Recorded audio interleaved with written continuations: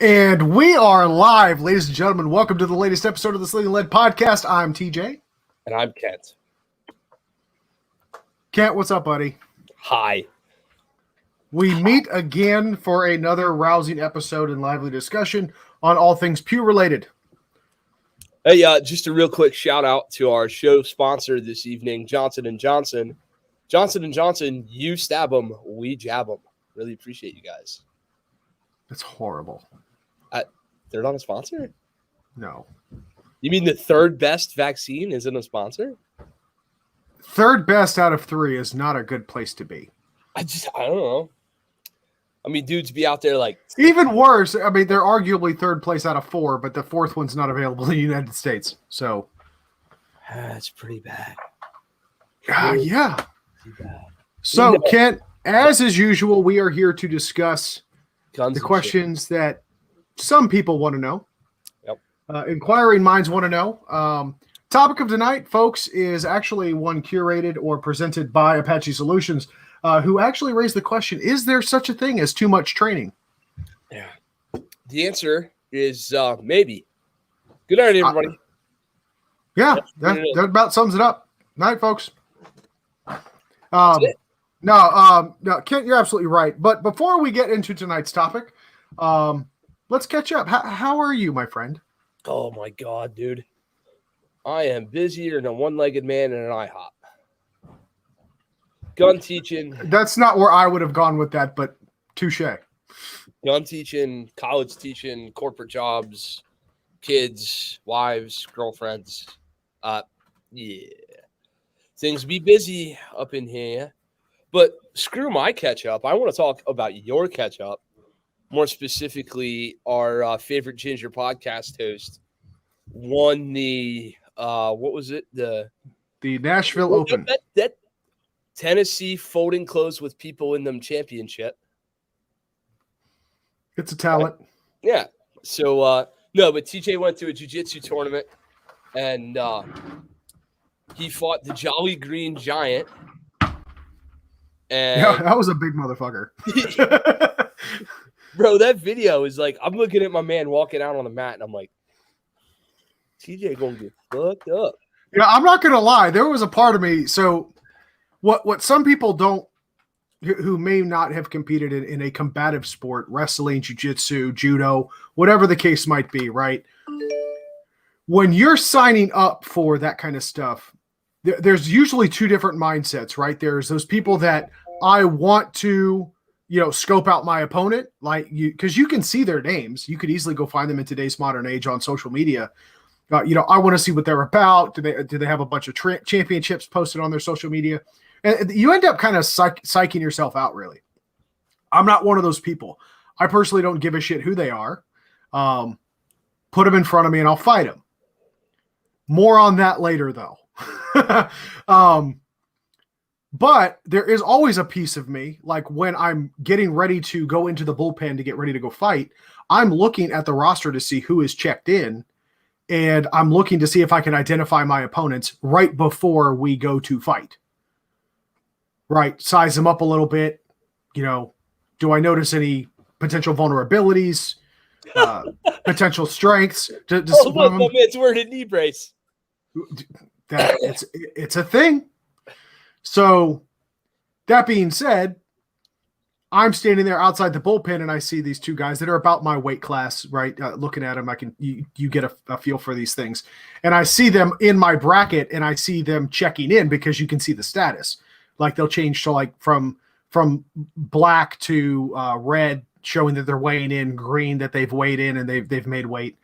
And I knew who they were.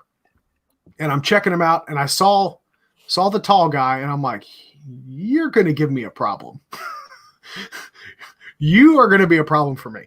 And that's because tall people, I'm 5'9", 210 pounds, right? I'm a strong dude. I'm arguably built like a brick shit house to some people, mostly to my children, but that's some people. Don't split hairs with me, Kent, and stop looking at me in that tone of voice. But say this. You are an angry little ginger gorilla person. I am. I'm a borderline leprechaun, but I don't want to be racist. tall people are typically a challenge for me. They've got typically longer arms, longer legs. It's a higher center of gravity. So there's a lot of things that I would typically do with someone who is an equal size and build to me that I can't necessarily do with someone who is legit a full head and shoulders taller than I am. Yeah. Any judo or takedowns that I've trained up to this point go out the window. It's not happening. Right? Just not going to happen. So I was very proud of myself that I was able to take on that opponent and come out on top. Yeah, you came out on top, on bottom, on top again, on bottom, on the side. And then he had trouble with pain management, and he said he didn't want this anymore. And then I'm scrappy. What can I say, dude? When he tried the whoopsie doopsie and you tipsy topsy did him over his asshole, that was fucking awesome. He just were like, "Come here, whoop." You know what? I think we're gonna do next week, Kent. I think next week, let's show the videos. Honestly, I would. Yeah, like so. It'd be very easy for me to like sit here and be like, "Oh, my buddy really kicked ass," and he was like, "Oh, I want to show you my videos." And you kind of like you watch your friends. It's like him watching my range videos. It's kind of like you watch your kids like, "Oh, good, honey, we'll put that macaroni painting up on the fridge." Like, "Oh, very cool." Like, yay! He sent me his video, and he fucking like Stone Cold Steve Austin suplexed my man. And it didn't go that far. I got a beer and stood up, and I was like, "Yeah!" It was great. It really was. It was a good time. But yeah, next week we'll get the videos posted. I'll get them over here on this computer, and next week during the podcast, we'll watch the videos. I'll do a commentary on them. I'll explain everything that I'm doing from my perspective, and kind of explain it to you. Those that may be unindoctrinated and interested in learning a little bit or taking a glimpse into the world of jiu-jitsu. But so circling back, seeing that tall guy, sizing up your opponent. And I did say and make the claim, I don't really care. Put them in front of me and I will fight them. Win, lose, or draw, they're going to know they've been in a fight. There are people that were there that I'm like, you are the reason I carry a fucking gun off when I'm not here. I ain't jiu-jitsu and shit. You look like you go to the gym and chew on the weight. Right, like there were I swear to God, like I remember seeing some guys and I'm like, holy shit. I remember going to my coach and like, hey coach, that's why I carry a gun. Yeah.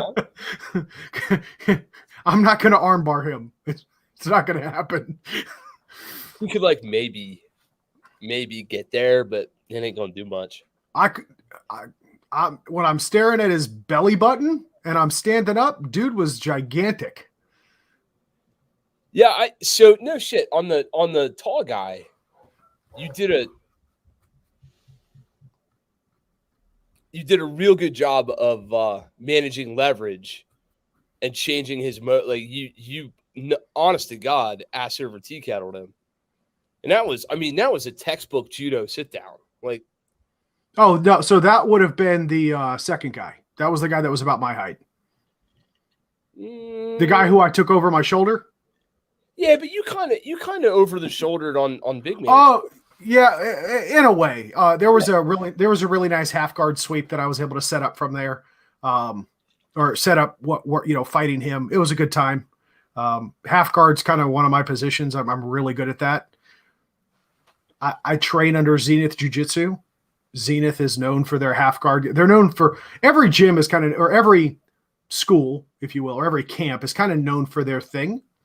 With like 10th Planet, the no-gi guys, they're really known for their, what's called a rubber guard. You've got, the name of the Fight Sports under Cyborg Abreu is known for their tornado guard, which is a really cool maneuver, by the way. But under Zenith, we are known for half guard and what we call the smash pass. So very heavy pressure when you're on top, driving into the right points of, contact, head and shoulder into the gut, really kind of shutting down their ability to squirm and move from underneath you. it's a really cool system, and it plays really well into my wrestling background. Yeah. The other thing you did a really good job of was actually listening to your coach. Yeah. That's one thing that I always try to do. I will admit there was an inherent challenge with that in this particular arena. So the arena that we competed in was very much so an arena, stadium seating, all that other stuff. Very big venue. So the echo, all the noise that was going on, the type of lighting that was hanging from the ceiling, I'll admit, I got disoriented a couple of times. So I try to make it a point always to control the flow of the fight enough to where I can kind of pop my head out, find my coaches or coach in the crowd, lock eyes with him or her, and listen to what they say. Like how many people can see. That's what a lot of people don't realize is that when you're out there fighting, you've got a black belt in your head. You might be a white belt, a blue belt, whatever have you. You've got a black belt probably with multiple years, dozens, if not hundreds of fights under their belt in a professional setting, coaching you.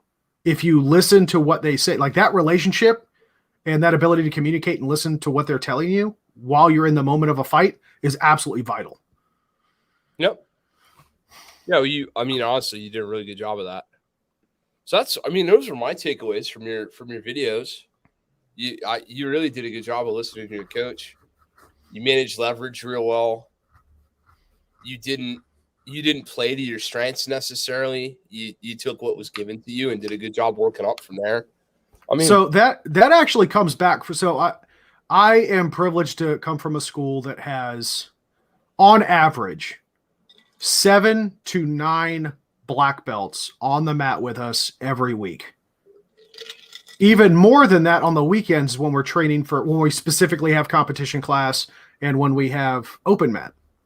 I make it a point to fight with them every chance I get. One of those black belts is a lot smaller than me. He's maybe 145 pounds. He's a scrawny little dude, nimble as shit, can like whirl around me like I'm not even there. And one of the things, like he has no issues fighting me. And one of the pieces of feedback that he always gives me, he goes, "You're getting really good, but you're still relying on your strength too much." Yep. So it's quite interesting that you chose those words, playing to my strengths, because I did not. One of the things that I went out there, understanding and knowing is a limiting factor for me is I can't bulldoze my way through these people. And if you watch the second fight, in which when we do watch the second fight next week, you guys will see that my opponent immediately tries to bulldoze into me. What he ended up doing was wearing himself out and allowed me to get the better of him because I was able to essentially kind of turn that around on himself and use it to my advantage. I can say that there's been a couple of times when I get on the mat, I'll fight somebody and I'll come up and I'll be sucking wind like I just ran a marathon. Didn't happen this time. It's one of that is actually my metric. That's my unconscious metric for if I'm using my strength too much. Because that's actually a lot harder to do than people think it is. Yep. Right? Like if I were to tell everybody to, okay, get down and do a push-up, just one push-up, right? You have to use your strength to a capacity in order to accomplish that maneuver. Now, if I tell you, use every ounce of strength you possibly can, go 100%, Super Saiyan, whatever you can do to power up and leverage, burn everything you have in that one push-up, you're obviously going to be way more exhausted, way more exerted. But you don't necessarily, you may not realize you're doing it.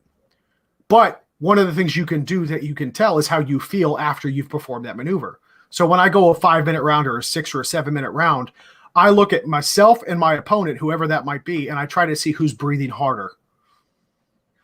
Yep. No, that makes a lot of sense. Yeah, but so brought home the gold as a matter of fact. Hold on. Pause. Oh, yeah.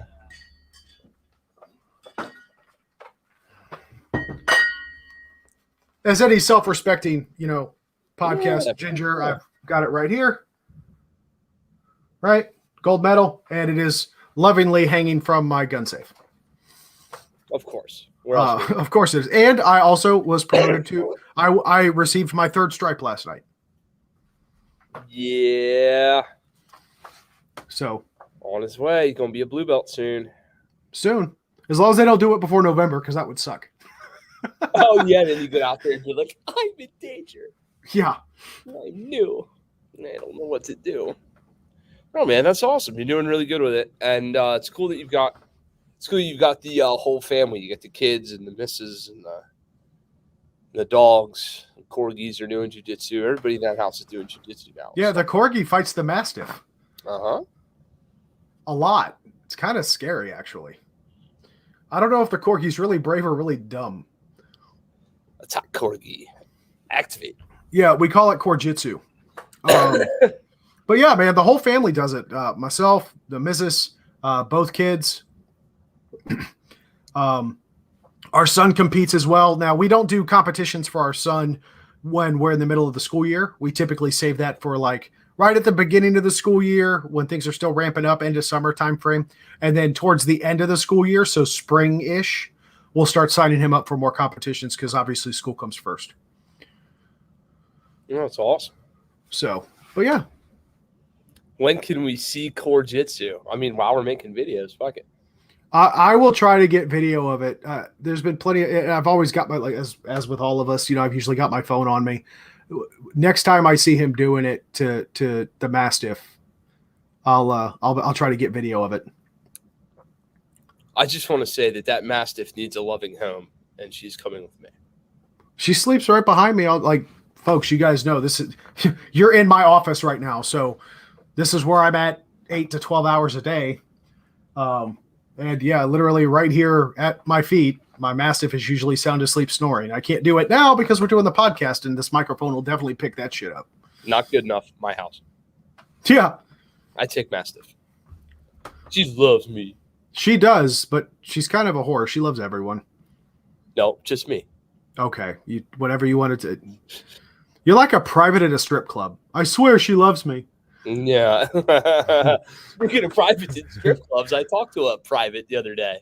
Yeah, how'd that go? Oh my goodness. I said, hey man, how you doing? He says, they're not nice here. I said, they are in fact not nice here. Literally the text message says they are not nice here. So he's living God damn it. I wish I could be a fly on the wall, bro. He's living that army life. And then at the end of our text conversation, he's like, gotta go. I hear shouting. Like, yup. I'm in danger. Welcome to the Thunderdome. Oh, yeah. Don, you're right. I do. I have an opening for another pub. Karma the dog passed away, everybody. The world's greatest dog. She not here no more. She's up in Golden Retriever heaven. She will be missed, man. She was a damn good dog. Yeah, she was. That's true. A better friend would just give me Daisy because Karma died. Come get her. Oh, shit. You don't love her. You like, come get her. No, I do love her. I know she'll be in a good place with a similarly loving family. She'll be all sad though. She'll be like, "Why is nobody helping my leg?" No, the hell she won't. You'll give her a piece of steak, and that dog will forget I exist. I don't think so. I definitely don't think so. And now that you shave your head, we look so much alike. She might not even notice. Oh, it's getting fucking real around here, dude. This has gotten all poofy again. Mm-hmm. But there was like a week there where it was like, I could have been you. If it was just remember, real women have beards. That's what I'm talking about. We're for Halloween, we're going as Yogi, Boo Boo, and whatever the female bear's name was. And this is going to be a perfect addition to the bear costume. Oh, wasn't it Daisy Bear? I think it was Daisy. Yeah, in the cartoon, I think the female's name was Daisy. Yeah, Yogi, Boo Boo, and Daisy, I think. Yeah. Chat, somebody Google that, please. We've got a whole army of people here. We've got an army of people here. Oh, bears at the beach. Don, if you only knew. Oh, he does know. He heard me. he called me up specifically to be like, bro, that was fucking hilarious. And I'm like, oh, great. Perfect. Appreciate it. Glad we put that on the air. I'm just saying, it's just striking at the core of your deeper, hidden homophobic ways. Cindy, you are right, Phoenix. Cindy Bear. See, thank you, Phoenix. Perfect. See, this is why we have a reliable chat feature. Do we know Phoenix yet, by the way? Yes. She's been in some previous shows. Actually, was cool enough to reach out to me. So we've been chatting back and forth. Really cool person, really cool chick. Also a Twitch streamer. So I'll go ahead and give her a shout out here. Oh, cool. Folks, pretty good content. Pretty good. Good. I mean, it's gaming stuff, dude. Like if it's not Call of Duty, like I need first person shooters, and she does do those among other things. But she's a cool chick. Regardless, she's a good person. I would watch her just because she's one of those rare people that I believe is genuinely a sweet person. All right, what's the beep boop so we can pull it up? What is it? 40. If Phoenix, correct me if I'm wrong, but 42 Phoenix Rain is also your handle on Twitch, is it not? Oh, that's the same handle. Cool. Yeah, I think so. Very, very cool. Yeah, she'll correct us. She's real active in this. Being a fellow streamer or podcaster, broadcast, internet broadcaster. She'll catch up and she'll answer in. We might as well bring her on as our unofficial Jamie. Frank, you're replaced. Oh, don't say that. He'll fucking jump in. No, I wouldn't do that to Frank. Frank, I love you, buddy. Right, I just pulled up her thing. What's it say? It says Kent doesn't know how to use the internet. Mm-hmm. We know. That's why you have me. Streams. Oh yeah, this is like hardcore gamer shit. Yeah, my ADD takes over. I don't know what all that is. No, literally, I just saw like more colors than just guns, and I was like, nah, I can't. Yeah, can't know like modern colors and backgrounds. Yeah, I don't know, man. That gaming shit is so fun for other people. My kids love. I get it. Like, yeah, absolutely. But I'm half tempted to simulcast this podcast onto Twitch. Sure. I mean, and honestly, there's a bit of a side tangent here, but yeah, Phoenix, go ahead and drop us the link. We'll go ahead and throw it on the screen here. The gun community recently has kind of exploded recently, largely due to the popularity of modern video games. And you take into account guys like Lucas at T-Rex Arms, among others. He's just the one that comes to my head at the moment. But there are a lot of younger shooters who have brought a lot of other young shooters to the shooting sports and to the Second Amendment community via education and discussion in the gaming community. Sure. So, and it's a great resource. I mean, you've got to learn to speak the language of the previous generation if you want to get across to them, right? That's why. I really wish there was a good, honest to God, like handgun centric manipulation game. Yeah, I think that would be really cool. It just doesn't exist. Like, it's not a thing. No, at least not yet. I'll tell you another thing that bothers me. Why in the hell in all these space movies that happen at like the year 3050, why are they still using flashlights? Yeah. Explain that shit to me. So they got a laser gun, but no one thought to come up with like night vision contact lenses by then? Right. I mean, come on, people. No, that's a good point. That's actually a really good point. So yeah. I'll play Call of Duty with like the kids or whatever. Not my kids, but other people's kids. Not random. Like kids. my kids. Right. Or AJ or whoever. And he's like, oh, I got the and I'm like, that's not a thing. And here I am, like, people with guns, people without guns, open doors, closed doors. How did he hit me with a zombie attack? What is a zombie attack? Why did I not see him crossing the threshold? This is not real. I'm done. And I just so you got to suspend your disbelief and just kind of go with the flow, man. I will say I still game. I still play Call of Duty. I like it a lot. But at the same time, I've got a lot of shit to do. So generally, it's just enough to give my brain a rest for an hour or two while I'm sitting there just drinking vodka and reflecting on my life choices up to that point. Yup. First world problems, right? So on to the topic at hand, right? Wait. Oh God, what? I mean, it's Don's fault, but he's not wrong. This is a good time to bring it up before we What's get it? all serious about shit. You want to talk about Mr. Shooting Blanks? Oh yeah, that sure. I mean, yeah, So I'll be honest, I don't have all the details on it. I do. It's his fault. Lynch him. Hashtag cancel. I'm just saying his fake gun killed more people than any of my guns have. Just saying. Ooh, child. Someone call the fire department. Sick burn. Yeah, but channeling my inner Kelso. But yeah, I mean it's an absolute tragedy that it had to happen, right? But this isn't the first time that this has happened, right? Brandon Lee, during the filming of the movie The Crow, right, using blanks, killed with a piece of cardboard that was lodged in the barrel behind a blank cartridge. Yep.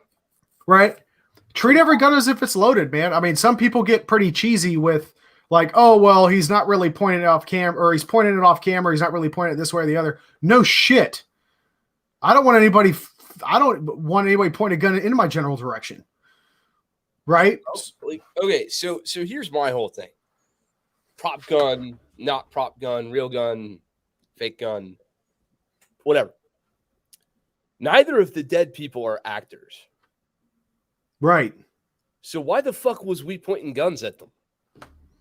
Yeah, well, so what I did see about, like I said, I don't have all the details, but from what I did see, they were filming a cutaway scene. So we've all seen action movies and stuff where, you know, you've got like a side profile view or a landscape view where there's a standoff. You know, one gunman is pointing his gun at the other gunman, is, you know, the whole Mexican standoff type scenario. Sure. Well, the camera cuts to be like looking down the barrel of the gun. So it's catching the dramatic rise and the discharge of the firearm. And that is allegedly, from what I understand, what the scene that they were filming, that cutaway portion where it was a zoom in, you know, I guess a second person view of the of the gunshot, right? And that's what, because it was one of the camera operators and not necessarily a stunt coordinator, but it was another crew member. So, I mean, it's an absolute tragedy that it had to happen. Right. But why did we get a gun? That still doesn't explain why we had a gun pointed at a person. Ignorance and lack of training and awareness. That's where I'm going with this. Yeah, all these people, and I think that's where I really feel no sympathy for him. Him being Alec Baldwin, right? I feel no sympathy for him because this is a guy who's been vehemently opposed to the Second Amendment, vehemently opposed to guns, and it's to his own detriment. Yeah, it's the people who were shot were not like random crew. Like, I think it was the director or the producer or somebody with. Oh, Don just posted it up here. The cinematographer and producer got shot. Like, so like, I get, first of all, you know, there's such things as tripods. Like, we don't have to have guns pointed at cameras. Yeah, I mean, Kent and I have gotten plenty of video on our YouTube channels, respectively, of us shooting guns in that exact same foot. It's called a remote camera, guys. So right. Modern problems require modern solutions. So my point is, a human being made the choice to point a firearm at another human being, not on camera, not on set, not as part of the movie, just another person, and press the trigger. Mm-hmm. Green Mountain Defense is for hire for Hollywood. Like, I thought Taron Butler was fixing all this, but I guess I'll have to do it. Well, you know it's bad. But like, everyone has probably seen the video of Will Smith when they're on the scene. They're on the set looking at the guns from Suicide Squad. Okay. And one of the crew members like picks up one of the guns off the table, and it cuts to a slow motion dramatic scene where the guy starts slaps it away, takes it from him, opens it, checks and clears the gun, and then hands it back to him and like essentially motions to him to keep it in a safe direction. Right. Will Smith is not notoriously pro-gun. He's not. Right, however, we can respect him for being responsible enough to go get the training that he needs to handle these fucking things safely. Yeah, I don't know. Again, this is so. Yeah, has anyone validated who the firearm consultant is now? Alec Baldwin is a well-educated, multi-millionaire. Mm-hmm. If anybody in our society should be smart enough not to point gun at person and press trigger, wouldn't you think it would be somebody like him, especially Mr. Hollywood anti-gun dude who's done all this, crusading against gun rights and all that? Like, this is my problem. I say in class multiple times a month and in almost every private I teach, where is it that you, the student, have gotten your understanding of what firearms look like when they're operated? Well, and what it would be like to shoot a person. Well, and even that, I mean, the answer is Hollywood. People don't have a frame of reference for this unless you do. Well, and that's part of the complacency too. We've had that argument and that debate in the world. I mean, really, since it really gained a lot of velocity under following Columbine, right? Was violence in video games, violence in music, the desensitizing of our youth to the value of human life and things of that nature. I would argue that there might actually be some credence to that because complacency has been running amok. Whether it be, I don't think it's necessarily to a point to where we're completely desensitized to violence and the loss of life or, violence on others. I would argue that it has certainly, if anything, exacerbated the complacency and the carelessness that comes along with these types of things. Just like when you saw, right after Fast and Furious came out, every jackass with a Honda Civic and a can of Angry Bees on his fucking exhaust pipe decided to drive around at 150 miles an hour through like a school parking lot and shit. Yep. Like complacency and idiots, it boggles my mind. It really does. But I guess my point really though is our Hollywood elites want to position themselves as cultural leaders. Right. This is the shut up and dribble argument. Like, I don't care if you're a basketball star. I don't pay you for your politics. I pay you to watch you dribble and shoot. Shut up and dribble. Okay. So our Hollywood elites have this same thing where they're like, hey, we're going to do PSAs and we're going to sit in our mansion, our multi-gajillion-dollar mansion during 6 weeks to slow the spread that took fucking 2 years. And we're going to do a selfie video and we're going to, just stay home. It's like, motherfucker, if I had a bowling alley, I'd stay home too. Like, these people are living lives that we don't live. Yeah, they're so disassociated from reality. But at the same time, they want to position themselves as persons of authority when it comes to things like politics and health and social norms and gun violence and blah, blah, blah, blah, blah, blah, blah.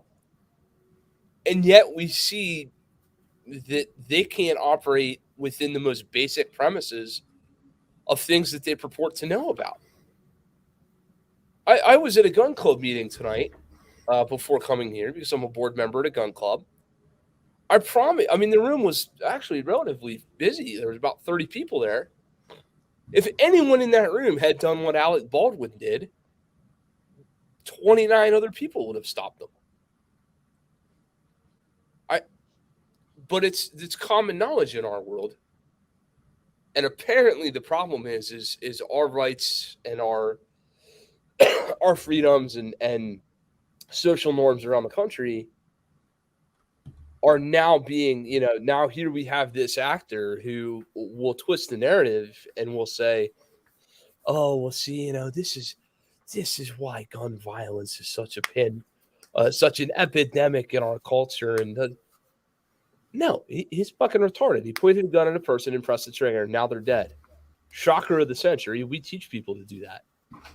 Yeah. So, and speaking of what, Rodney brings up a good point. He said he took his first force on force course. First force on force course. Thanks for that, Rodney.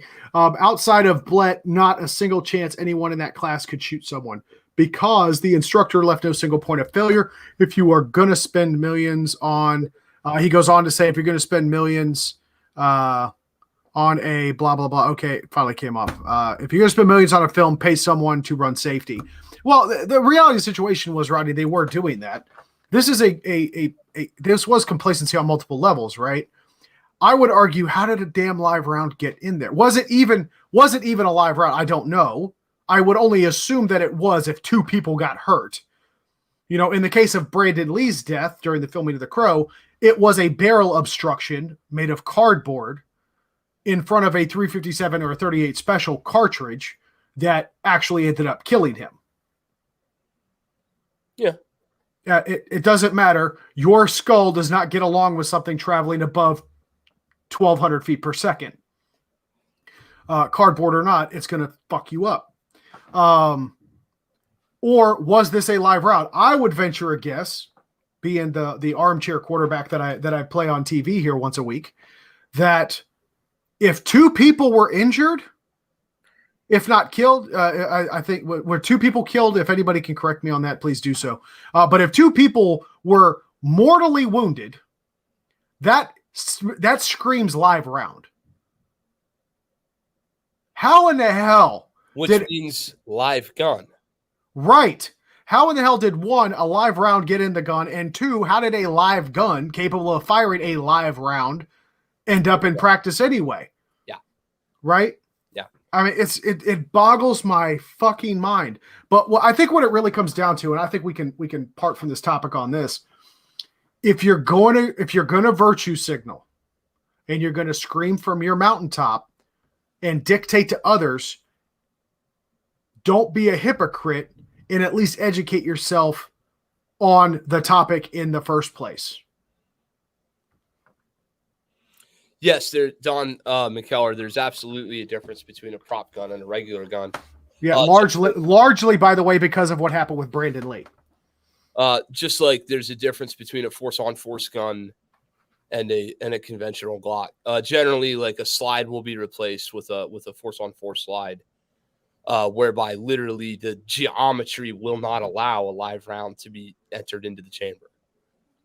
So, yes, the answer is yes. There are huge differences. So if you've ever run a force-on-force class, what you'll notice is we'll sanitize the. So Rodney brought up Phil, vigor training. So we'll bring up Phil here. I AI'd Phil's force-on-force with him down in North Carolina. The first thing Phil and I did was sanitize each other. Right. Yep. So, Phil's the big primary instructor, star of the show guy in that class. And his number 2 lackey monkey dude over here went all up and down, my man, looking for any live ammo, any live mags, any live knives, stab, poke, spray, flashlight, the works. He's got no live guns on him. He does the same to me. I've got no live guns on me.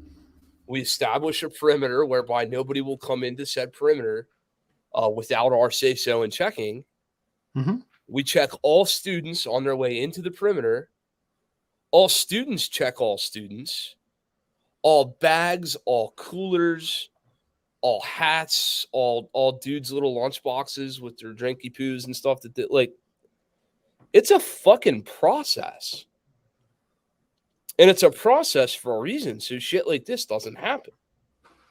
If 2 guys at a gun range can manage to make this work, why can multi-million-dollar movie productions not? Hell, they could have afforded 10 of us. Oh, easily. I mean, how hard is it? And yet we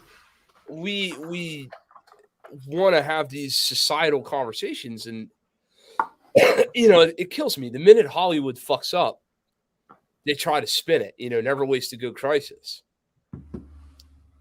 I've yet to see the Baldwins or the studio or the movie production company, or I've yet to see somebody come out and say, boy, did we fuck up. Like, and here's how, and here's what happened. Stuff like that should be forthcoming. It shouldn't be all cloak and dagger and smoke and mirrors. That's because right now there's probably a criminal investigation underway, and they're prohibited from saying anything, if I'm being honest. Sure, probably, but like what as and let's not paint this out to be more than what it is. It is a tragic accident. It is an avoidable tragic accident. So but there was a connection to the Clintons and Pizzagate, right? And lizard people. You may not know this, but I'm kind of retarded. But I think that it was an intentional thing? No. However, I think this is an important point of reference for those of you that may even find yourselves, the victim of a violent assault in which you are forced to defend yourself. As justified as that shooting might be, you will still be investigated. It will still be treated as a criminal investigation until proven otherwise. Unless you're in Lancaster County, Pennsylvania, and you stop a mall shooting. That dude waltzed out of there and almost got the key to the city. There is that too. I did hear about that. Fuck yeah, that just happened. Did he completely single-handedly secure the mall? My man, or the shopping center or whatever? Like the only headline I saw was Pennsylvania man secures mall or locks down mall when he hears gunshots. And I'm like, what the hell's going on in Kent? What are you doing? So do you want to know, honest to God, I started I dumped my whole student list for how many people were residents of Lancaster and likely to have been in that. I was like, who was it? Who was it? Who was it? Please be one of mine. Please be one of mine. You'll market the shit out of this. I don't know. Who knows? He probably did it with a Taurus judge that he bought at Bass Pro and nobody's ever heard of the guy. But yeah. So with that being said, just time for our first hashtag shameless plug. Folks, if you don't have a membership to a reputable defense program, CCW Safe is one that I know I recommend. Kent, I think we've discussed this before. I said CCW Safe, not USCCA. It's all bullshit. This is why we don't have sponsors. Yeah, that's probably true. All of it's bullshit. My professional instructor opinion is that you should just pay me more money for more help. That works too. So, okay, there's the shameless plug part of it. But seriously, folks, there's a lot of credence to that. A lot of credence to those programs in all seriousness. Insurance is a great idea. So long as you do the research and you understand whether or not you will have access to the attorney that you want and whether or not they will treat you as an affirmative defense or whether they will reimburse you after the fact. So many of those programs, and I don't know, you might CCW. No, CCW Safe. That's why I recommend them. Okay. There ain't none of that bullshit. Because trust me, I've had that conversation. And no, it is probably the best program that I have seen among all of them. And they also don't use scare tactics to sell their shit. That's certainly admirable. So either way. So with that being said, Kent, we are getting pestered. So Zach has asked, is it because of too much training or not enough? I think we need to get to the topic of the night. Fuck yeah. So once again, to reiterate, is there such a thing as too much training? Kent, the floor is yours. Maybe. I think we've established that. Thank you. So the question is this, really. What are your goals in training in the first place? Mm-hmm. There are two types of clients that we see very predominantly. There are those who see deficiencies in their life, their safety, they perceive a threat, and they are attempting to solve a problem. And through that attempt to solve a problem, they are looking for professional help, and they have a metric in mind, albeit potentially a flawed metric, but in their head, when they come to us to start, they have an idea of what it is they hope to accomplish. And in that person's world, what they need is down the middle guidance.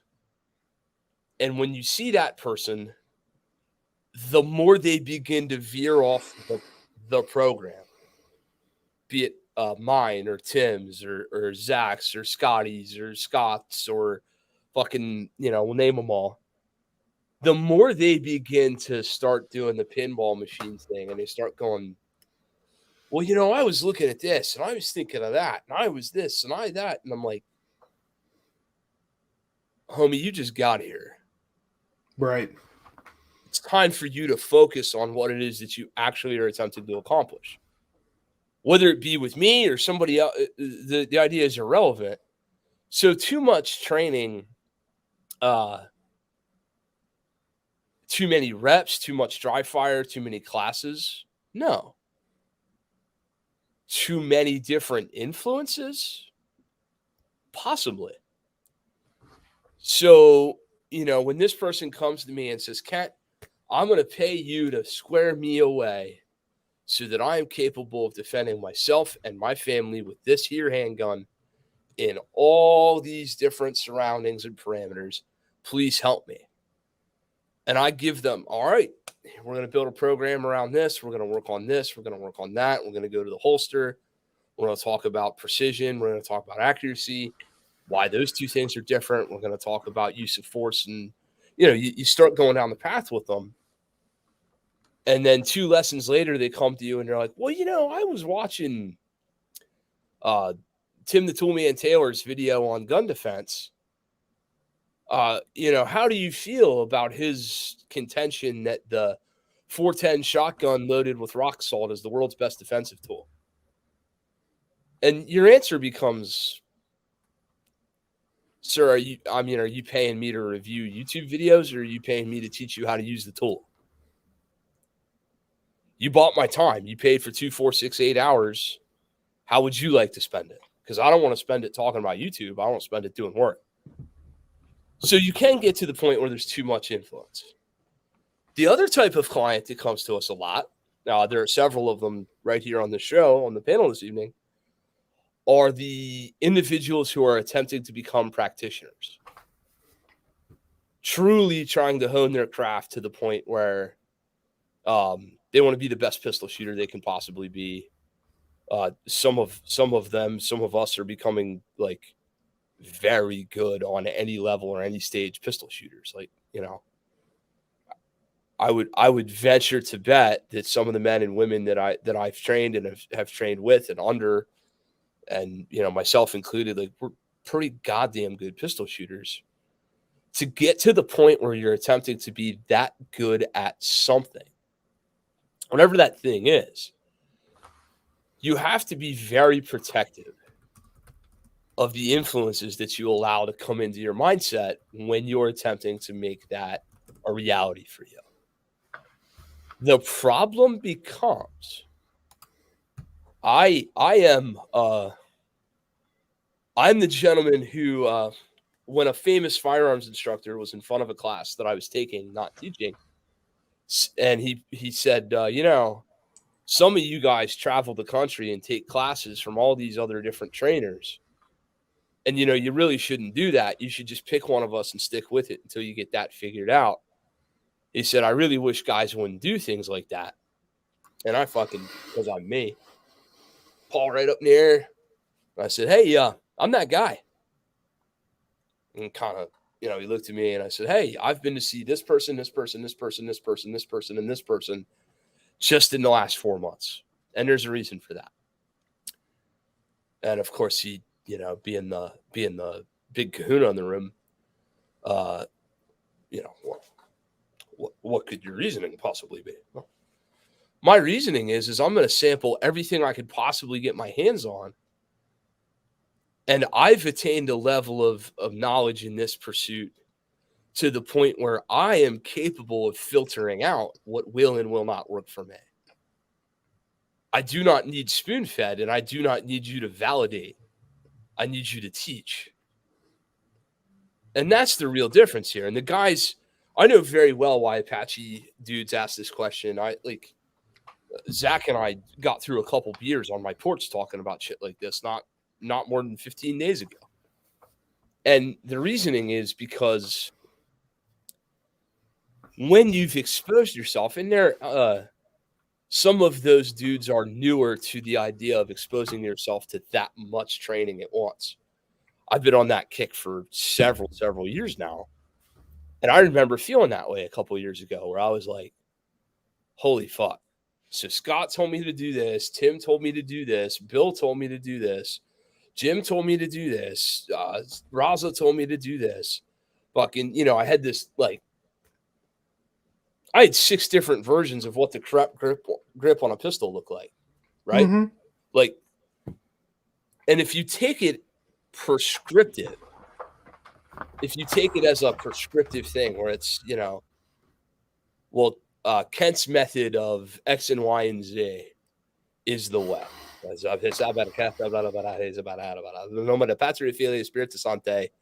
It has been blessed. This is the way. The minute you start to look at training like that, well, fuck yeah, there's too much training, because every time you deviate from the one true path, you fucked yourself. Mm-hmm. If you can think higher level and realize that as long as the one true path is really the, hey, I'm headed north. You boys headed north? Yeah, we're all headed north. You might be headed north-northeast. You might be headed north-northwest. But in general, we're all working our way to the same, like, we're getting there. Our azimuth isn't as far off as you'd think it would be. Mm-hmm. Why? If you then find yourself in a situation where, everybody's advocating one thing, well, a universal truth that we advocate. One of the more universal truths that we advocate is that, hey, trigger discipline on the gun matters a whole shitload less than grip pressure. It's provable. I can literally prove to you that trigger discipline on the gun matters less than grip pressure. Does that mean that we disregard our trigger press entirely? No. It just means that in general, grip pressure matters more. If you then find yourself in a class from 1865 where the guy's standing there going, I want the shot to surprise you, Sonny. You're like, oh, shit. Like, motherfucker, we's all headed north and you just went south. Then you can more easily, like, whoa, that's different. Now, different may or may not be wrong. And there's nothing saying that different is wrong. And that's exactly why we do things like, that's why my defensive pistol metric class exists. It's meant to expose competitive and defensive shooters in the same timeline to the same content. That's the whole damn point. That's why it's good to go to a Tim Herron instructor class and then to go to a Range Master instructor class.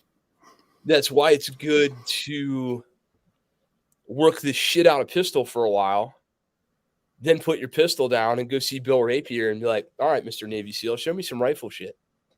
Oh, fucking turns out Navy SEAL's got some good rifle shit. Should we be shocked? Fuck no. That's like going to see a carpenter and like, God damn, this dude can use a hammer. Well, I would fucking hope so. We have to expose ourselves to enough variable and enough breadth and depth of those variables in order to be able to parse out quality. I think it comes down to, from my perspective, I think what it also comes down to is a responsibility on the student to acknowledge at what point there is a law of diminishing returns, right? Yeah. Is there? I could argue that there's, generally speaking, is there such a thing as too much training? I would argue no, there isn't. There is such a thing as too much improper training or unorganized training. It's very much, I equate it to, the old adage that violence doesn't solve anything. Well, that's bullshit. Sloppy, unorganized violence doesn't solve anything. If you crush and kill all of your enemies and there's no one left to fight, then violence absolutely solves it. Right? Sure. You can't fight a war on two fronts, though.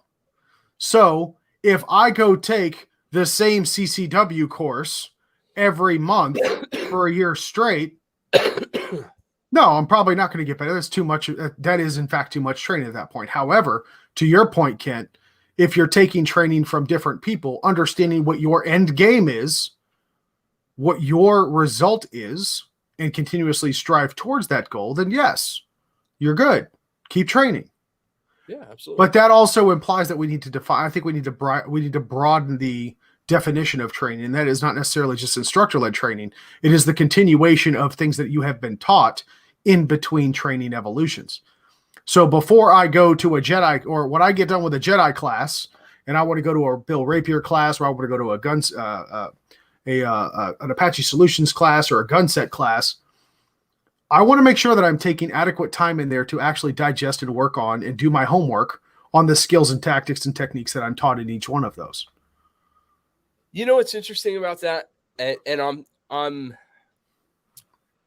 I'm trying to come up with a way to answer Zach specifically, and Zach and I are like brother, like friends. So I'm not throwing shade or coming at him or anything like that. No, but in the spirit of that relationship, we will absolutely throw shade all day long. Right. No, let's be clear. Let's be clear. There is no safe harbor for friends.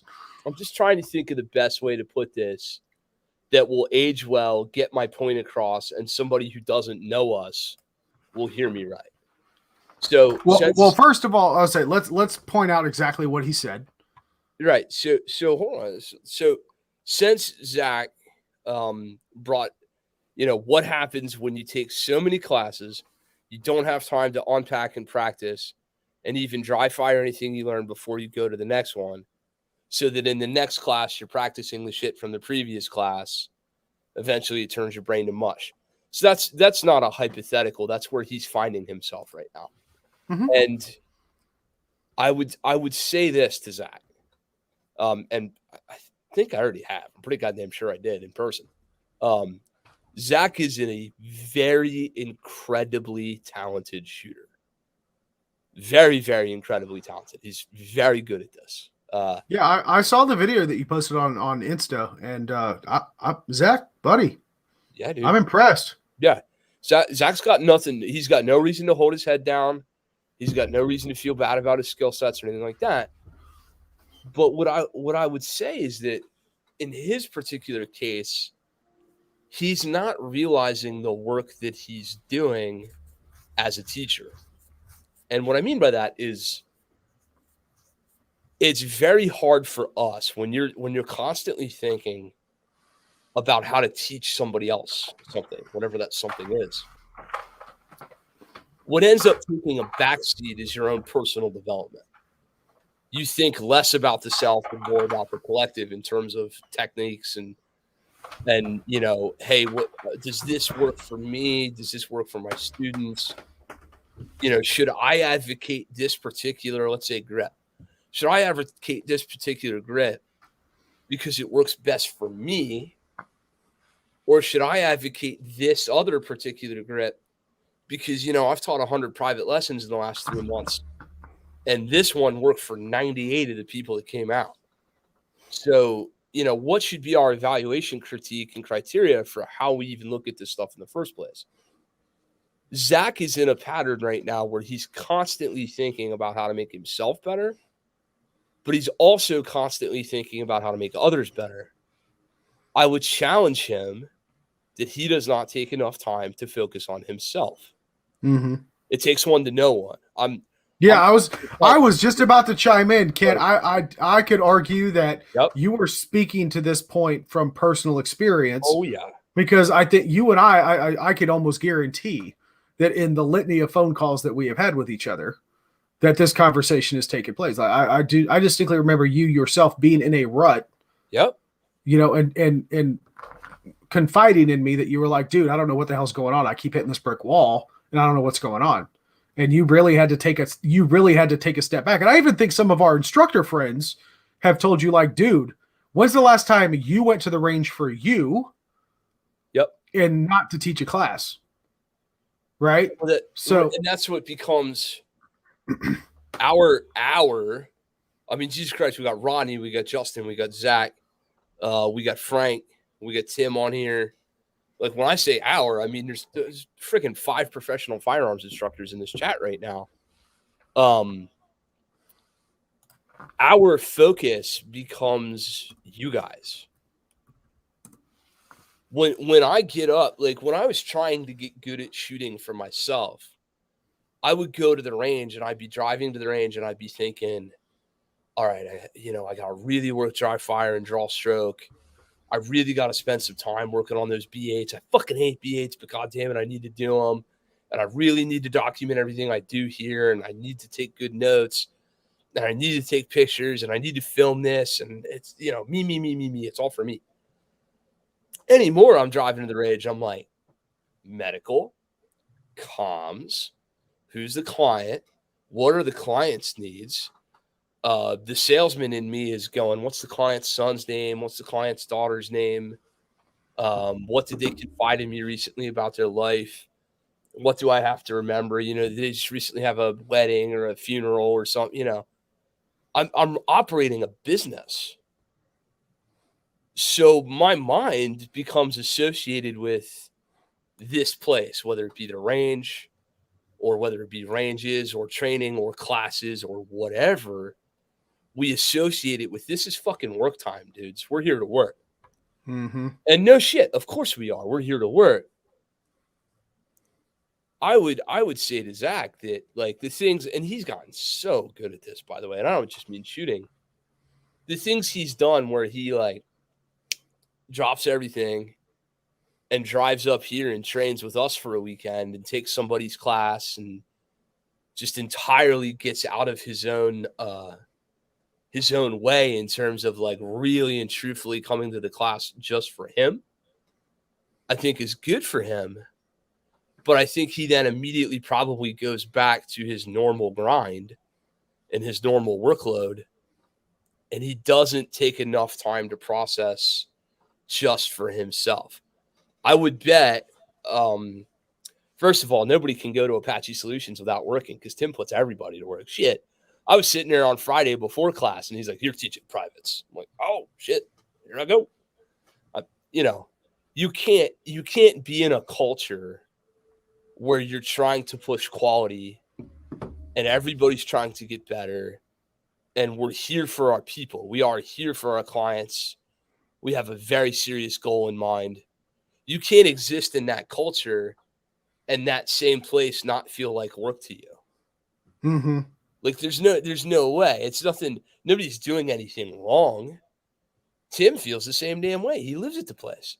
That boy gets off his sofa, kisses his little ones and his wife, takes a rip out of his coffee. I've watched it numerous times, and says, love you guys, daddy's going to work. He doesn't say, love you guys, daddy's going to the range. He doesn't say, love you guys, daddy's going fishing, or daddy's going to do some other, like, silly daddy fun shit. He's like, time to punch that time clock. Mm-hmm. Because it is. Because you have to. So I'm curious. If you don't, your mind will be in the wrong frame and you'll fuck up and somebody will get hurt. Yeah, so what about those that aren't trying to be instructors? Right? Is there such a thing as training for, too much training for your average Joe?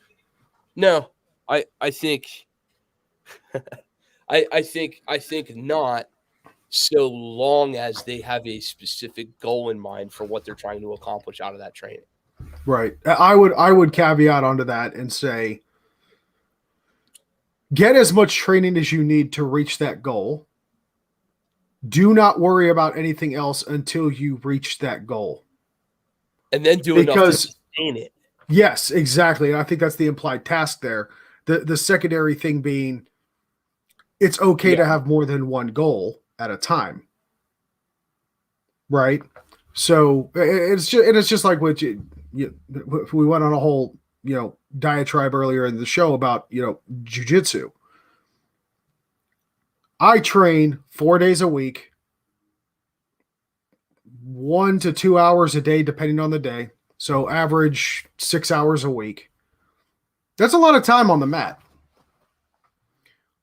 With that being said, every time I go train, I have different goals that I'm focusing on. And I will not move on to another goal or set of goals until I have gotten through the trials, tribulations, the speed bumps, the hurdles, the obstacles that are associated with those first goals. I'll give you a perfect example.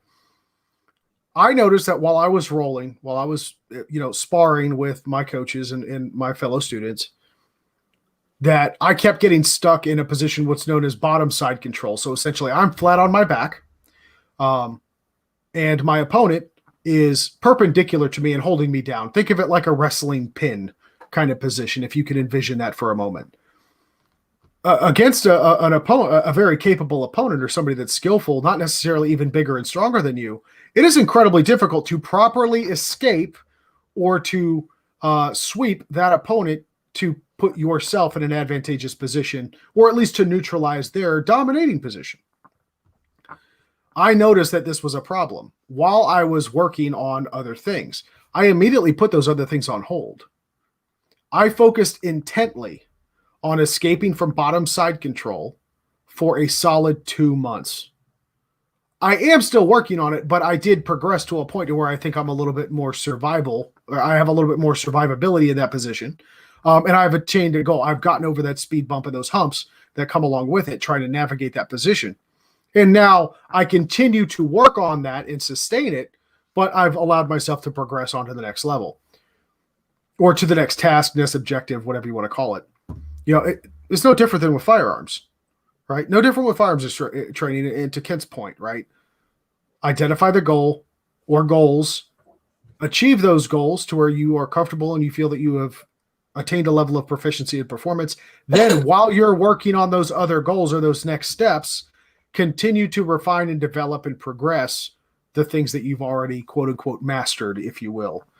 So. No, absolutely. It's funny. I'm just looking through. And that being said, jiu-jitsu's done wonders for my body. Jesus, my elbow hurts. Oh my goodness. Now, I got caught in an armbar last night by one of my training partners, and he torqued the shit out of it. Yeah. I'm going to be walking around like Jedi here before too long, man. You'd be all hobbled up. Elbows don't lock out. Knuckles are all swollen. It's done wonders for my body as I'm held together with tape. Yeah. It's pretty funny how bad people get beat and hurt and tired. Oh, I'm just looking for.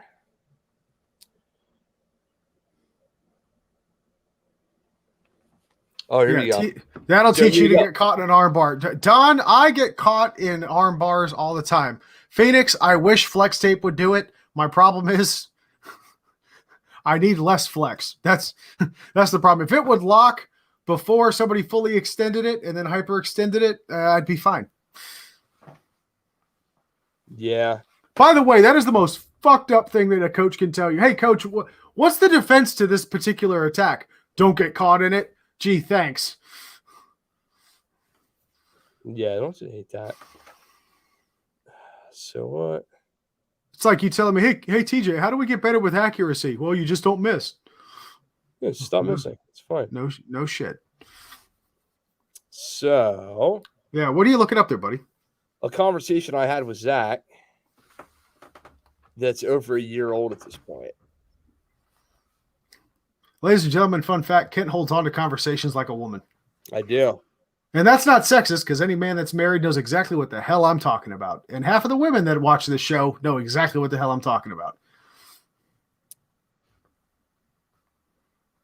Yeah. So he and I had a conversation over a year ago at this point. Oh my God, almost. Fuck, it's been some time. And I was asking him about one of those goals at that time. I said, hey, man, what is it that you exactly hope to accomplish out of this? And he said, I want to achieve what most people can't achieve with a handgun while learning how to be a better student at the same time. I said, okay, can you define that for me? And he said, I want to get really, really good. That's exactly what he said. He said, I want to get really, really good. Congratulations, Zach. You got really, really good, right? You've already achieved some goals. Now you have to re-refine those. Now you have to say, like, well, shit. So now what do I want out of this? And you have to define your work time and your personal time to your own self-improvement. I wish I had a camera I could articulate in this basement, but if I could, y'all would see a shitload of dry fire target arrays and all kinds of stuff set up all around. When I come down here in dry fire and work on this stuff, I turn on fucking silly ass music that I enjoy. I set a timer for 20 minutes and I do nothing but Mongo work on gun by Mongo's self. That's all I do. I don't answer your emails. I don't answer your text messages. I don't answer your phone calls. I don't check for freaking GMD, Insta, Face, Twitter, Gram book, YouTube thing. I literally just take 20 fucking minutes for myself to work on my own self-improvement in those moments. That's all I'm asking you, Zach, or you student who can't figure out, from the one class to the next. You need to take time for yourself. And one thing that I know for sure is that guys like us, it's really hard to get us to take time for ourselves. We're always giving. We're always answering phones. We're always on, oh, somebody needs me. I mean, I pick up my damn phone. There's nobody on this chat thread right now who, if this phone rang and it was them, I would not pick up immediately in the middle of this fucking podcast. Like, that being said, don't interrupt my fucking podcast. Silly. But like, I do that shit, right? And we always are constantly giving of ourselves. So what we need to do is go, hey, maybe 20 minutes for me just to dry fire and figure my own shit out is what I need. And maybe what you need is not dry fire. Maybe, and I know, not to stay on Zach or whatever, but, my man works on a farm. He drives farm equipment, tractors around, fixes fences, like runs a successful business. That dude's got plenty of what I call toil man time. It's that shit where like a dude has dude work to do, and he has all this time to just like, I'm just gonna swing his fucking hammer until I figure it out. Like, and that can be good unless you have crippling ADD like some of us do. In which case that fucking dude time turns into like, maybe I'm not good enough. Maybe I didn't really understand what that guy said to me in that thing. Oh, look, a squirrel. Maybe I should look that note back up and reread it again and make sure I'm understanding it correctly. And you know what? I want to master the Rubik's Cube. Right. Or fucking maybe I should, and you just end up bouncing around from topic to topic. And sometimes that happens too. So yeah, too much training. Sure. If you, and we'll stop with the like hyperbole and I'll give you a real example. And this is unfortunate and whatever, come talk some shit, like fight me. I really don't care anymore. Okay. I was at the range a couple days ago, just doing my thing with a student, and I finished with my student. And as a board member, one of my responsibilities that I used to be lax on, and now I'm not so lax on anymore, is I do a quick lap. And I just drive the property and look for obvious crazy shenanigans, like, people shooting the wrong way on berms or, something like, fuck, if somebody doesn't interfere here, somebody's going to get hurt. And on this particular day, a couple days ago, I sent a message to one of my buddies and I was like, what is it? Freaking Groundhog Day or April Fool's Day? Or like, holy smokes, people are pretty fucked up today. Like, I'm seeing shotguns leaning up on tables that are clearly loaded and about ready to fall over and inertia detonate and, take somebody's ankle off. I'm seeing all this kind of crazy. And I went by this couple of pistol berms, and I'm watching students of somebody else's training. And I'm just going to say, because it's hilarious. I'm watching a group of people training together. There's obviously no instructor, but they are doing what I can only lovingly refer to as the Jaeger dance. And if you've been in the firearms training community a long enough time, you know what the Jaeger dance is. And I'll mime it for you because it's fucking amazing. Ready? Well, actually, no, they don't know how to grip pistols, so something probably fucking God only knows, like this. Whack, whack, whack, whack, whack.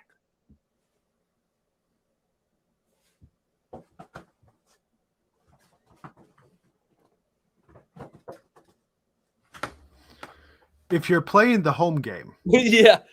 I can only describe this as you need to watch this show live. I mean, because poets cannot adequately capture verbally or in writing what Kent just did. They're doing this like fucked up scan and assess where they go high ready on the gun, but they keep their hand on the gun, their support hand, so they can't fucking see anything while they're scanning and assessing anyway, because we put shit in the way, right? And then on top of that, they're doing the like, oh, I'm over here. You can't hit me over here. Oh, now I moved over here. Now I can't get me over here. And they're doing this fucking pirouette, load, unload. One dude tap racks his gun for no reason. Like, gun was fine. He just fixed a Jesus malfunction. Like it was in his mind somewhere. I don't know. And I pulled up. I stopped my truck. I got out of truck. I put on Ear Pro and Eye Pro because I thought I was done on ranges for the day. And I scootily booted my fucking ass up to the range. And I stood dead dick in the center of this range between them and all their other guns and shit and everything else. And these people did like 10 Jaeger dances. 5 people. None of them knew I was there. They were scanning and assessing for potential threats, and homeboy just sidled on up in there behind them, and they had no idea. None. To the point where when I said, "Hi, guys," I startled one. And P.S., I waited till all guns were in holsters before I said, "Hi, guys," because I was sure and shit one of them was going to go on Matlock on my ass. And did Matlock actually shoot anyone? I have no idea. Point being, I stood there and was like, "Hey, just so you guys are aware," which clearly they were not, right? Like, because y'all weren't. When doing the Jaeger dance, and I referred to it as the Jaeger dance, it came out of my mouth, and you could see like the cult leader went like he didn't like hearing me call it the Jaeger dance. I was like, "Look, listen, y'all. My name's Kent with the board. Nice to meet you. I'm the director of training here. Just real quick, if you're going to do the Jaeger dance, please at least make sure that you're all facing the same direction when you appendix reholster, because y'all just appendix reholstered into each other to the point where you flagged her, he flagged you, you flagged her, he flagged you, and you flagged her. Amazing team tactics. Bravo, ladies and gentlemen." And I'm watching all this, and it's just so okay. So if you're on the path, we'll call the path true north, and take me out of it. You're training with Groff, you're training with Sam, you're training with Timmy, you're training with Zach, you're training with Frank, you're training with Scott, you're training with other Scott, you're training with other Tim. Blah blah blah blah blah. I'll give you 50 names, and you're doing the thing. And then every once in a while, you decide to just tard waffle yourself and go, "Let me see what Voda has to offer." Now we're getting to the point where, yes, too much training is a bad thing, and too many methods are a bad idea. Hey, let's go see if center axis relock has anything to offer. Hey, let's go find that other training company in Pennsylvania that shoots their fucking students a lot. Not like a little, but like it's gotten to be a lot. Like, when you start talking about like people are like, "Yeah, I really know how well Winchester Ranger T's work." Why is that? Well, because this other company keeps fucking shooting people with them, so we're getting a pretty good idea. It's like, come on, man. So yeah, maybe in that moment there is too much, and there's too much of a divergence. I'm going to tell you right now, I can think of literally 2, if not 300 people who I know personally who are training other people for money professionally, who are doing some version of heading north. Now, some of them might be taking a highway. Some of them might be on the country back roads. Some of them might veer off here and veer off there for a little bit. But I truly believe you're going to get where you're trying to go. If you pollute or dilute that quality content with, every once, like cheating on your wife or your girlfriend, like you got a steak at home, and every once in a while you go cheeseburger it up for no reason. That's the same way I look at that. Like, well, no, everyone has something to offer. Yes, they do. A lot of it is terrible. So that's how you get STDs. Right. Just keep that in mind. Like when you're teaching a student a tactic such as a scan and assess, and they miss the big, bald, bearded, silly guy standing back there like like waiting for them to be done, and they have no idea I'm there. And they all pirouetted and looked in my direction. I don't know. Now, have I heard instructors, for example, say that the scan and assess is dumb? Yes, I have. I've also been taught what I believe to be the world's best scan and assess, taught by Bill Rapier. Bill does a great job teaching scan and assess because he makes it mean something. He has a protocol and he has a progression for how he scans and assesses. I won't ruin it for you, but it's priority based. And is there any more work to do? If there's no more immediate work to do I need to take care of the people that I care about? If there's no immediate work to do on them, do I need to take care of anybody else in my vicinity? If there's no immediate work to be done in my vicinity, should I be considering changing my fucking vicinity? Or should I be considering, calling for reinforcements, law enforcement, whatever like that? And then let's open my eyes a little further and look like, hey, is there anybody all the way back there I need to be worried about? All the way over here I need to be worried about? No. The way he teaches his scan and assess method really and truly opens up your vision and gets you considering your surroundings, your entire environment, not just this like. Yeah, it's the tactical masturbation, as we've said before. Right. And that's just have a purpose and understand what that purpose is. What bothers me is if that person, those people who were involved in that, heard this show tonight, what they would be hearing is like, no, there's no such thing as too much training. Yeah, the fuck there is. If it's bad training, there's absolutely such a thing as too much of it. Mm-hmm. And what kills me is, there are some nice looking normal people in that crew. Regular everyday citizens are just trying to do their thing and get better and whatever else. And they've got like 200 rounds of ammo in their life. And they've got this here gun that matters to them. And they got this here holster. And God damn it, they want to get better. And they went and they took that class. And now, ominous dominus, that's the thing. And that's what we're going to do. And now they're out at the range practicing the tactical pirouette dance. Meanwhile, their targets look like somebody threw rocks at them. They couldn't grip it. So that would be the paradox, right? Right. We can agree that there's no such thing as too much training, but there is such a thing, certainly, as not enough training. Yeah. And then like the wrong training. Yeah, absolutely. Yeah, there's definitely maybe not too much of a good thing, but there is too much of a mediocre thing. Yeah, people put their focus in the wrong places. But you put the wrong emphasis on the wrong syllable. Yeah, put the emphasis on the wrong syllable. I mean, Zach, man, I love you. I'm like, you're still sitting here in chat. I know you offered yourself up as an example here. I appreciate you for that. Before we start like signing off and moving to end this, does anybody else have anything that they?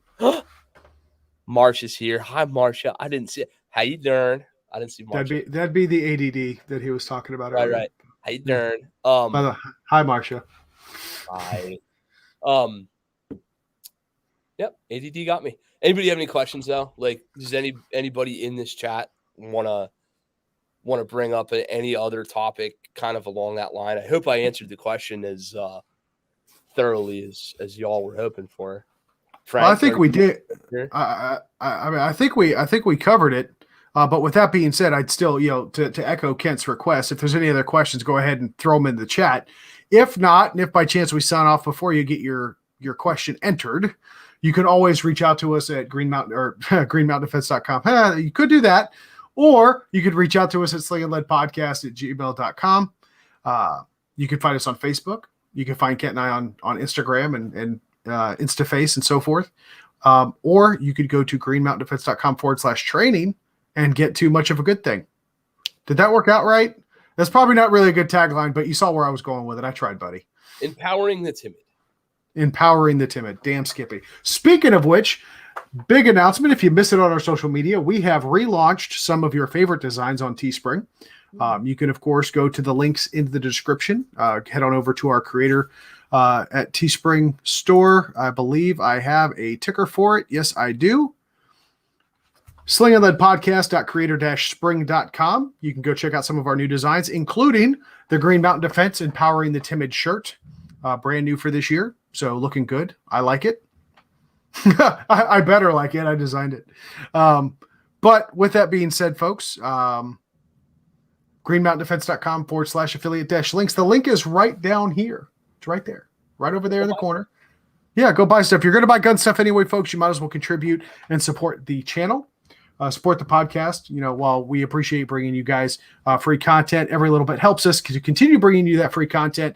And like we said, you're going to buy gun stuff anyway. Might as well contribute to our affiliate links. That is going to ultimately give us a little bit of a kickback without charging you any extra, and help support us to continue doing what we're doing. You want to touch on Justin's question because it's damn good. Worth touching on repeats of specific curriculum. No, I think we can handle that one briefly, right? So is it worth discussing repeats of specific training? So I kind of mentioned this, and I think it depends on the overall quality of the training, right?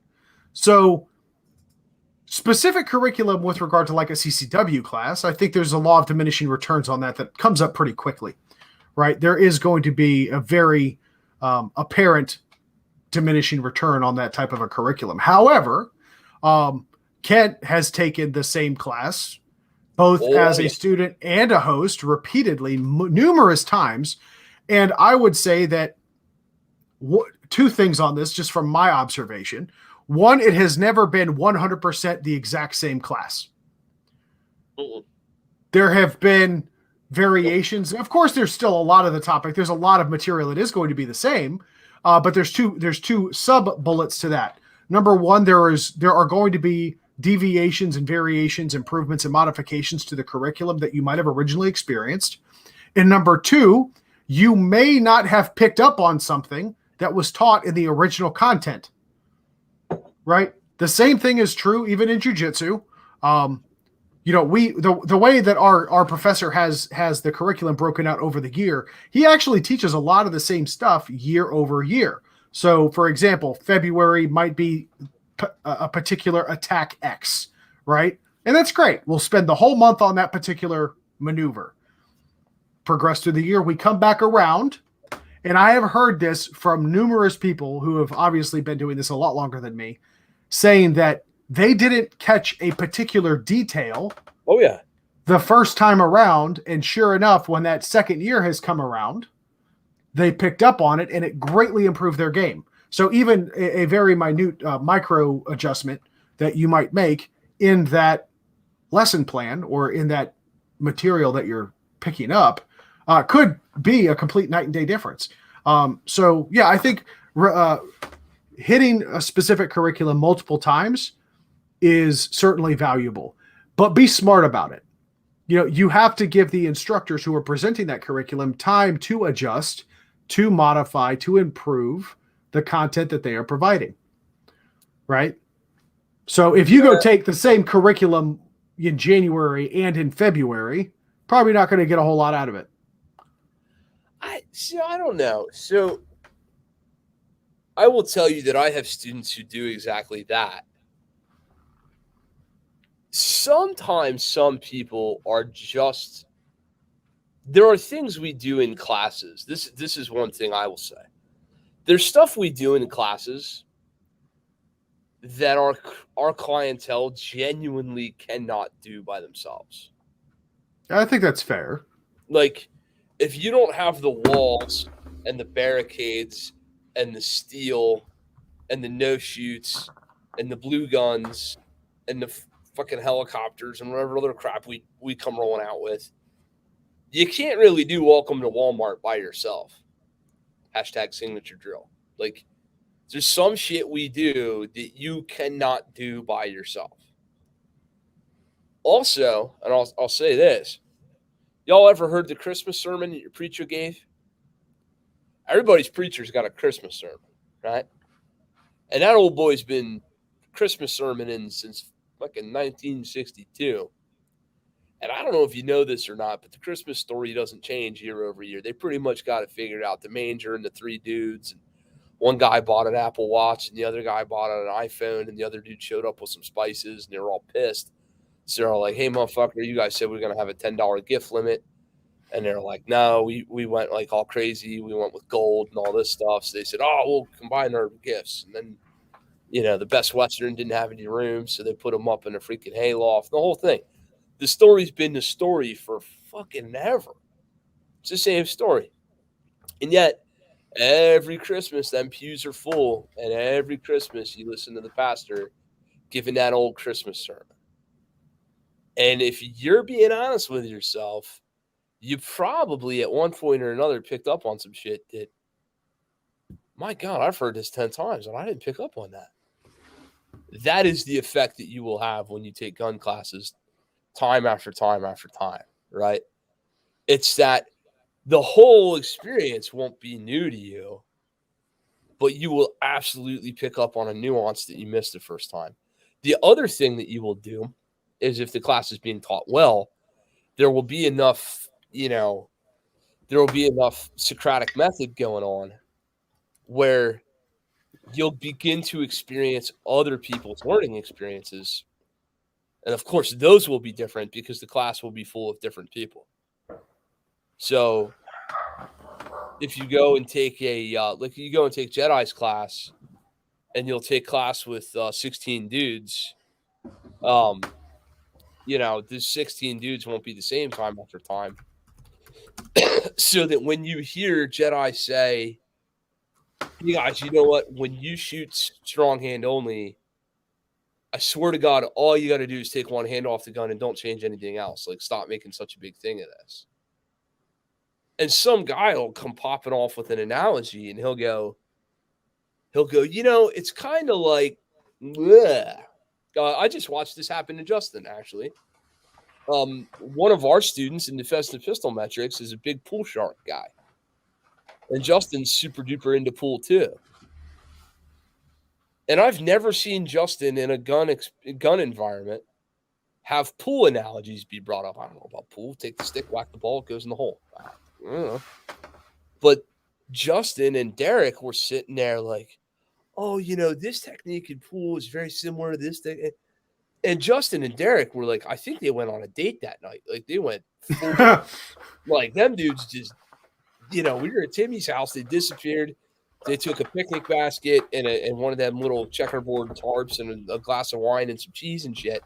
And they just fucked off and talked about pool and shooting for hours. And I would like leave the room or leave the area, and I would come back to the area. And I'd be like, are you guys still? And then like in the distance, you'd hear, another thing. And I'd be like, fuck, they're still on it. I'm out. Like, I have nothing to contribute here.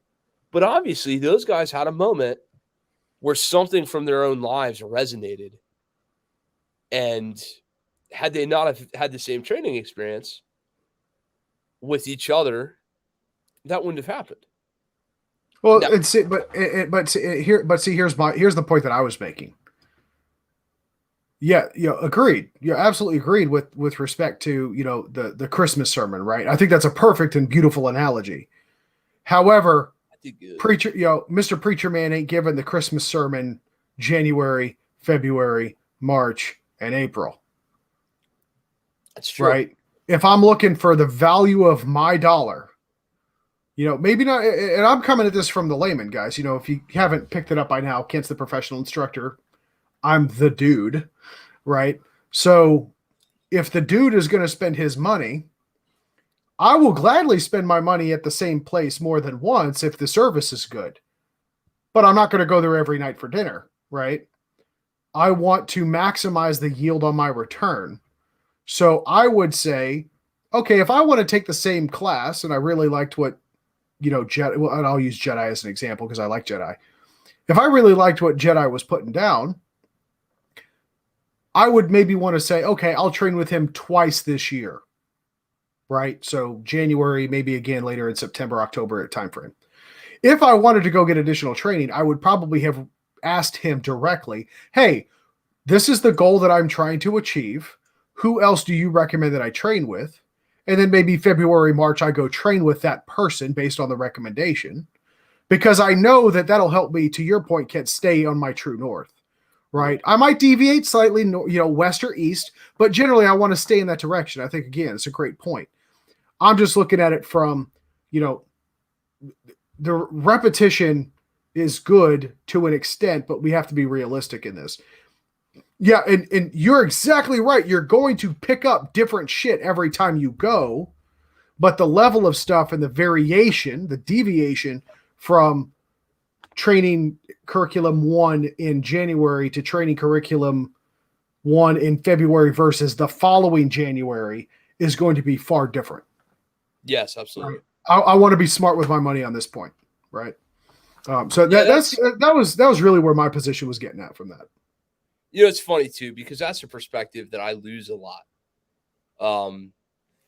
Which is that I generally don't pay for training. I mean, I'm not bragging. Like, it's just a thing that, one of the main reasons you host people is so that you get a free spot in the class.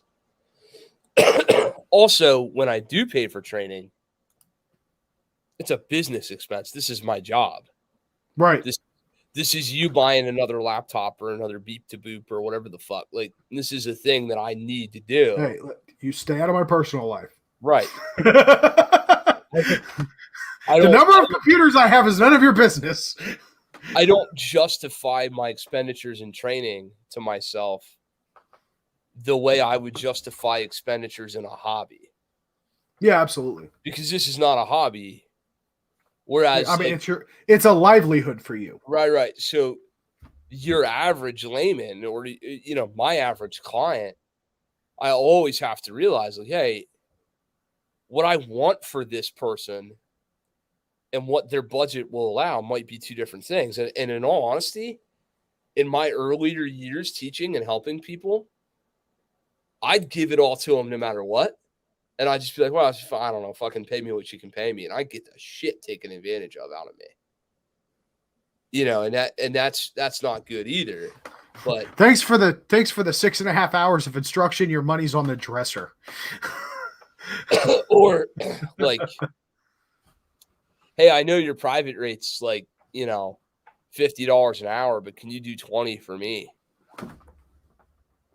Like, I don't know. Not anymore. No, honestly. I just as soon give away a class to a cop or somebody that needs something. To be honest with you, but like you would see where what we want for our people is like, I want, I don't. So it's like I said to Phoenix, I said, like, welcome to the party, right? Like, we take this real seriously up in this. Like, we're very, very serious about helping people. I don't know our new Twitch friend very well, but if she's into guns and she has any hint of being like, oh, I'd like to take a class, shit, I want to give you everything I can give you. I want you to experience the whole, like, I want to take all the knowledge that's rattling around up in here and give it to you no matter what. And it's like, well, okay, dude, but all I want to do is take a couple gun classes. Like, nobody said I needed to be, the next fucking Justin or the next whoever and really push this. Like, I just want to learn and experience this. You have to temper the expectations and the advice that you give people based on their reality, where they're coming from, because most of us on this panel, honestly, are in a position of privilege when it comes to Shit, bro. Like, we get exposed to a lot of great training, Oh yeah. and a lot of it doesn't cost as much as it should to the average other person. Mhm. And then there's, people like Zach who get charged for everything no matter what because nobody loves him. And we just charge him full price for everything all the time. All the full price. Hey, friends and family discount means you're paying full price plus some. That's right. And then I'm going to ask him for a cow, and he's going to charge me $20 a pound. And I'm going to pay him.